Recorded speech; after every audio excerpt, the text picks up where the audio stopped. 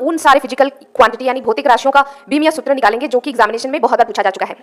आवश्यकता या जरूरत नहीं है आपको, क्योंकि अगर आप रटोगे तो भूल जाओगे कि वहां पर एल के पावर में क्या था, एम के पावर में क्या था, ठीक है। और बच्चे अक्सर यही करते हैं। तो मैं तो आपसे कहूंगी कि पूरा प्रोसेस जानिए, जिससे कि आपका एक भी क्वेश्चन कभी गलत नहीं होगा और आप इसका कंसेप्ट बहुत अच्छी तरीके से समझ भी जाओगे। सबसे पहली चीज, किसी भी भौतिक राशि या फिजिकल क्वांटिटी का अगर हमें डायमेंशनल यानी बीमीय सूत्र चाहिए तो सबसे पहले उससे रिलेटेड फॉर्मूला आपको पता होना चाहिए।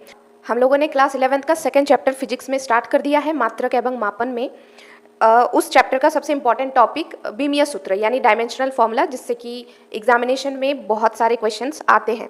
तो इसके पहले वाले पार्ट में हमने कुछ डायमेंशनल यानी बीमीय सूत्र कई सारे फिजिकल क्वांटिटी का निकाला है। अगर आपने नहीं देखा है और फर्स्ट चैप्टर नहीं देखा है तो डिस्क्रिप्शन बॉक्स में लिंक है, आप देख सकते हो, या फिर आप मेरे चैनल के होम पेज पर जाओ, प्लेलिस्ट सेक्शन को क्लिक करो और वहाँ पर क्लास 11th फिजिक्स का प्लेलिस्ट को आप जैसे ही क्लिक करोगे सारे वीडियोज़ आपको मिल जाएंगी। हमारा पार्ट 2 वीडियो है जिसमें हम उन सारे फिजिकल क्वांटिटी यानी भौतिक राशियों का बीमीय सूत्र निकालेंगे जो कि एग्जामिनेशन में बहुत बार पूछा जा चुका है।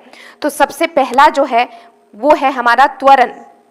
त्वरण का बीमीय सूत्र हमें निकालना है, ठीक है। त्वरण को बोला जाता है इंग्लिश के अंदर एक्सीलरेशन, ठीक है। अब देखिए, इसके पहले वाले वीडियो में, इसके पहले वाले क्लास में हमने चाल या वेग का बीमीय सूत्र निकालना सीखा था। तो सबसे पहले मैंने आपको बताया था कि बीमीय सूत्र आप तभी निकाल पाओगे, रटने की कोई भी आवश्यकता या जरूरत नहीं है आपको, क्योंकि अगर आप रटोगे तो भूल जाओगे कि वहाँ पर एल के पावर में क्या था, एम के पावर में क्या था, ठीक है। और बच्चे अक्सर यही करते हैं। तो मैं तो आपसे कहूँगी कि पूरा प्रोसेस जानिए, जिससे कि आपका एक भी क्वेश्चन कभी गलत नहीं होगा और आप इसका कंसेप्ट बहुत अच्छी तरीके से समझ भी जाओगे। सबसे पहली चीज़, किसी भी भौतिक राशि या फिजिकल क्वांटिटी का अगर हमें डायमेंशनल यानी बीमीय सूत्र चाहिए तो सबसे पहले उससे रिलेटेड फॉर्मूला आपको पता होना चाहिए। तो त्वरण इक्वल टू क्या होता है, वेग बटे समय, ठीक है। अब ये सारे इंटरकनेक्टेड होते हैं। इसके पहले वाला क्लास अगर आप देखोगे तभी आपको सेकंड वाला क्लास समझ में आएगा। क्यों? क्योंकि हमने वहां पर वेग या चाल का बीमीय सूत्र सेम ही होता है। तो वहां पर हमने सीखा था LT-1। अब फिर से मैं वेग का निकालने बैठूंगी तो वीडियो बहुत लंबा हो जाएगा और फिर से वही क्लास दोबारा रिपीट हो जाएगा। आप समझ पा रहे होंगे कि मैं आपको क्या बताने की कोशिश कर रही हूँ, ठीक है। और समय को हम कैपिटल T से डिनोट करते हैं और ये थर्ड ब्रैकेट। तो ये हो जाएगा हमारा LT- और इसके पावर में देखिए कुछ नहीं है, मतलब 1 है। अब इसको हम ऊपर लेके जाएंगे तो ये क्या हो जाएगा, फिर पावर -1 हो जाएगा।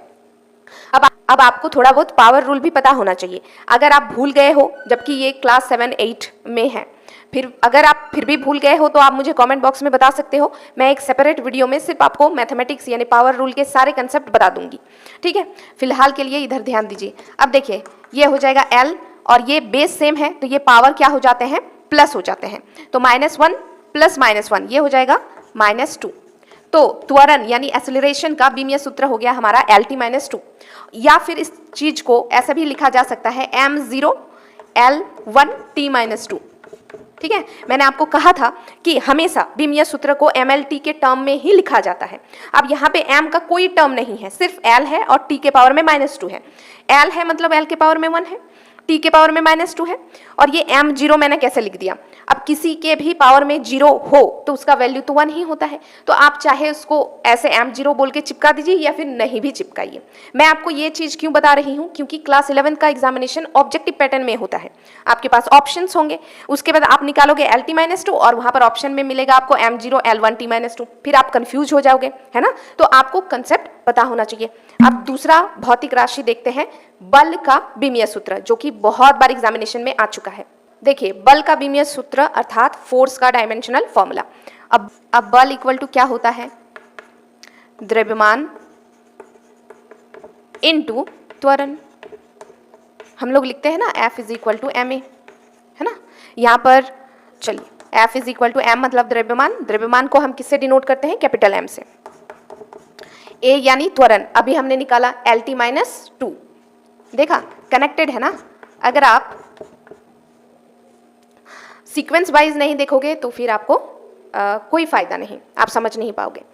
तो ये हो जाएगा MLT-2, ये है फोर्स का डायमेंशनल फॉर्मूला। अब चलिए फटाफट करते हैं। नेक्स्ट है हमारा कार्य का बीमीय सूत्र यानी वर्क का डायमेंशनल फॉर्मूला। देखिए, कार्य बराबर क्या होता है,